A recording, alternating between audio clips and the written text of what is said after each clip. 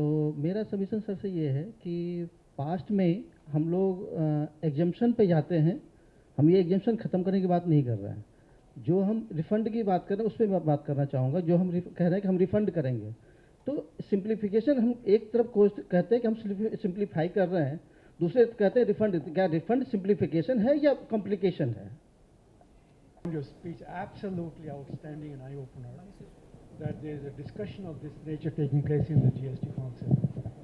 The most important point you made was about land and real estate.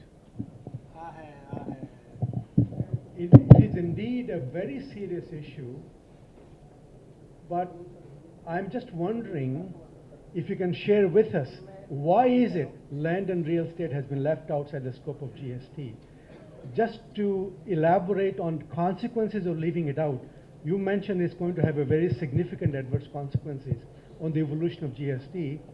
Let me provide you some of the work I have done on this topic. Of the total investment in India, which is about 35 lakh crore rupees, approximately 1/3 is on account of real estate. And that doesn't even count investment in land. These are the buildings. Take the example of this hotel. All the work all the investment that is made in the hotel is a real estate investment. Under the model law that has been drafted by the government, with consent of the GST Council, it says that no input tax credit will be allowed.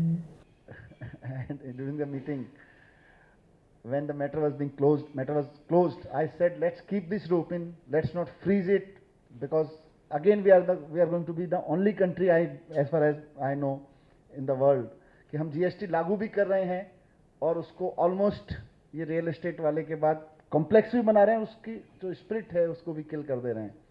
But as we know कि India में real estate developers, real estate का काम real estate developers कितना करते हैं और politicians और bureaucrats कितना करते हैं, वो हम सब जानते हैं.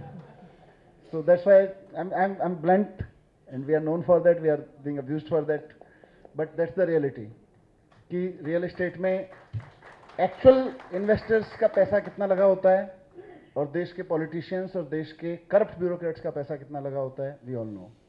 That's why I said for obvious reasons, but nobody in that meeting was ready to accept that this could be the reason. There is no official minute of this, but almost by majority it was decided that land reform, I mean real estate won't be this, and I told that, and I categorically, please note this in minutes, that this is going to kill the spirit of GST. And it will, that's why I said, but these are the things that we can always check, always change. कल को सरकार और देश के बाकी finance ministers थोड़ा सा भी अगर उनको समझ में आए, we can always do it. Simplicity के लिए है या कम्प्लेक्सिटी के लिए है, मुझे तो लगता है अभी तो let's see the forms, how the, because I was discussing with the officers also. मैं सिर्फ मीटिंग में मेंबर्स के साथ, फाइनेंस मिनिस्टर के साथ नहीं, बल्कि मैं कोशिश करता हूँ कि मेरे ऑफिसर्स की टीम और जो बाकी ऑफिसर्स हैं सेंट्रल गवर्नमेंट के, उनके साथ भी थोड़ा थोड़ा बीच में off the record, off the behind the curtain discussions करते हैं, not for some bad reasons but for good reasons, कि मेरी अपनी अंडरस्टैंडिंग बनती रहे.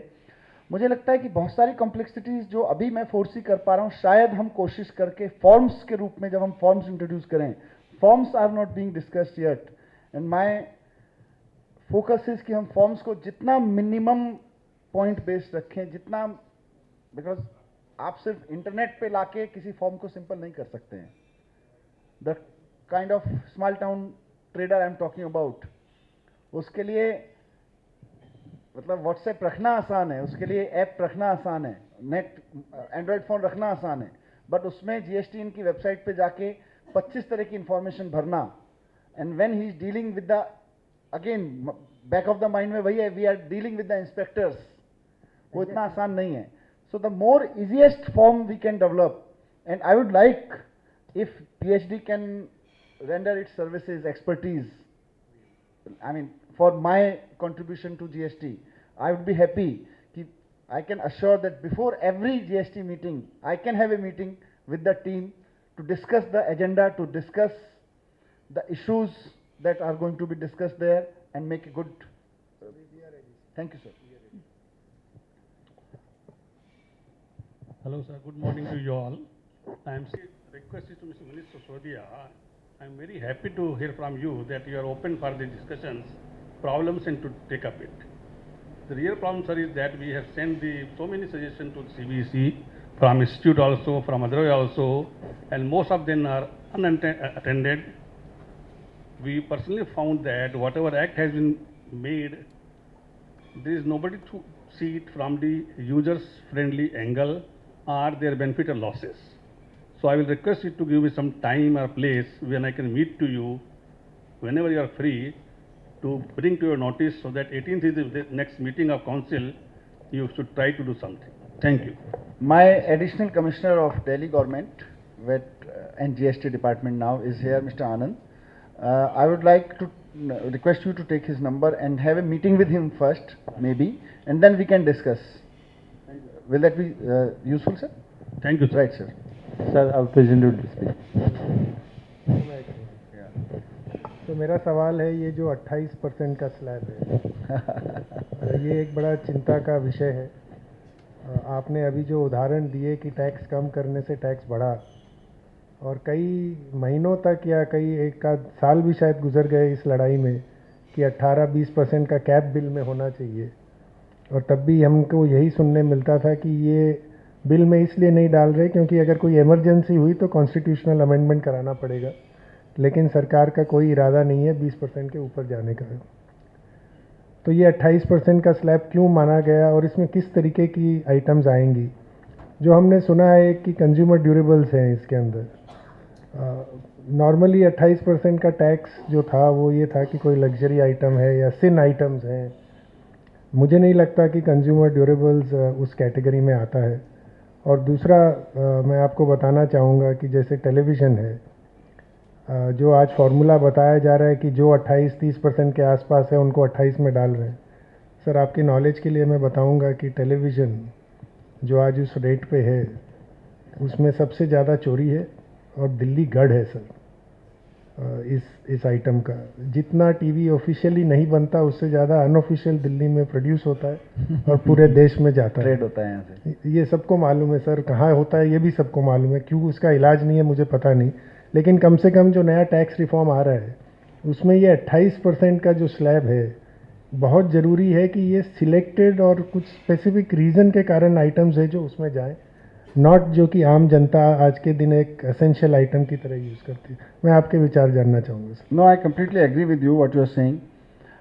As I said in the beginning कि I am one of the biggest advocates कि lower the tax rates, more the compliance. आप compliance पे enforce करिए। फिर आप 12% की compliance को enforce करना चाहेंगे, it's not, I mean we live in India, we have to consider, and we live in a diversified country, we have diversified market, diversified economic socio background cities. Delhi से 50 kilometre दूर के शहर में you can, so this is important. इसीलिए I was again not too much of self glorification, लेकिन हम लोगों ने कोशिश की थी दिल्ली और आसपास के फाइनेंस मिनिस्ट्री के साथ एक छोटा सा अनऑफिशियल ग्रुप बनाने की कि हम लोग टैक्स आर्बिट्राज खत्म कर सकें इन सारी चीज़ों पर। और उनका हमेशा जोर मुझे यही रहता था, भाई सारे देश में 14% हो गया है, तुम 14% क्यों नहीं कर रहे हो? दिल्ली में हम लोग 12%, 9 से 12% पे अटके हुए थे, और मेरा ये मानना था कि और कम होने चाहिए चीज़ें, क्योंकि जितना हम कम कर सकते हैं उतना मैं ट्रेडर से बैठ के कर सकता हूँ ना बातचीत, फिर मेरे ऑफिसर्स बातचीत कर सकते हैं ना।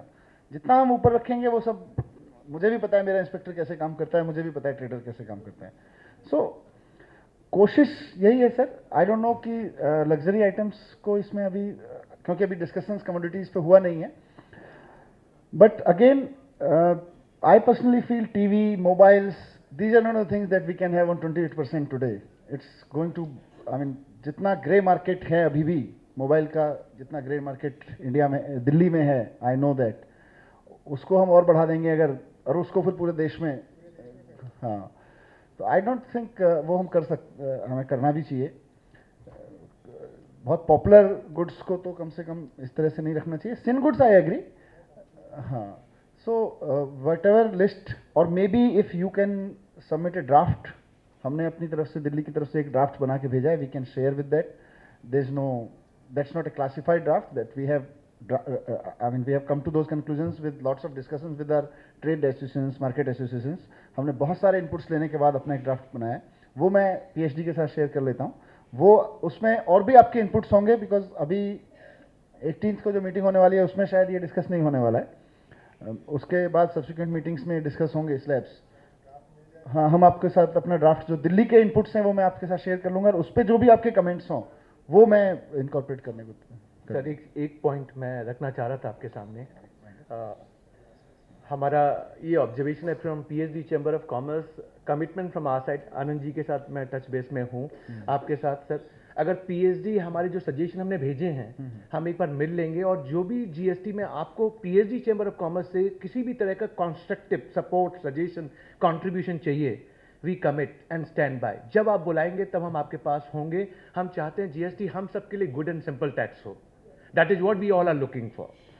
No, I agree, and not only this, let's not keep it open. If we can drive some mechanism of that, because these are regular exercise. हर महीने 1-2 meetings होनी है. So can we make a practice that these two people from PhD will always be available? कि if I'm reading sometime the drafts or maybe forms or maybe other proposals, so उन पर मुझे input लेने के लिए before entering into meeting, maybe one day, क्योंकि सरकार में ये भी प्रैक्टिस है कि जितनी मीटिंग्स होती हैं, मैं अभी अपने साथी से बात कर रहा था कि 18th की मीटिंग के लिए लॉ से वेटेड ड्राफ्ट आ गया कि अभी तक आया नहीं है। तो हमने जो तैयार करके दिया है वो लॉ से वेट होके आना है। वो लॉ से वेटेड मेरे को मिलेगा, मैं उसमें पढ़ूंगा, फिर मैं अपना पुराना वर्जन पढ़ूंगा, पुराना वर्जन वीज़ावी नया वर्जन, लॉ वेटेड वर्जन पढ़ के फिर मुझे वहाँ के लिए जो भी अपना ग्राउंड तैयार करना है, तो वो तैयार करने के लिए मेरे को बहुत समय नहीं मिलता है। ये सारा मैकेनिज्म इस तरह से, तो अगर कोई टीम मेरे साथ उस तरह की यहाँ से काम कर सके ऑन बिहाफ ऑफ पीएचडी, जिसको हम तो अगर जहाँ कॉन्फिडेंशियलिटी एज ही सेड, जहाँ कॉन्फिडेंशियली मेंटेन करने की जरूरत है वहाँ कॉन्फिडेंशियलिटी भी मेंटेन करे, लेकिन साथ साथ expert inputs based on the experience हमेशा मुझे रेडिली अवेलेबल हो सकें। I will be happy. Sir हमारे इंडायरेक्ट टैक्स कमेटी के चेयर और को चेयर हैं मिस्टर बिमल जैन और NK Gupta. I will Great. nominate them to work with you, sir. Great. Thank you very much. Thank you very much indeed. With that, ladies and gentlemen, we close the open house session.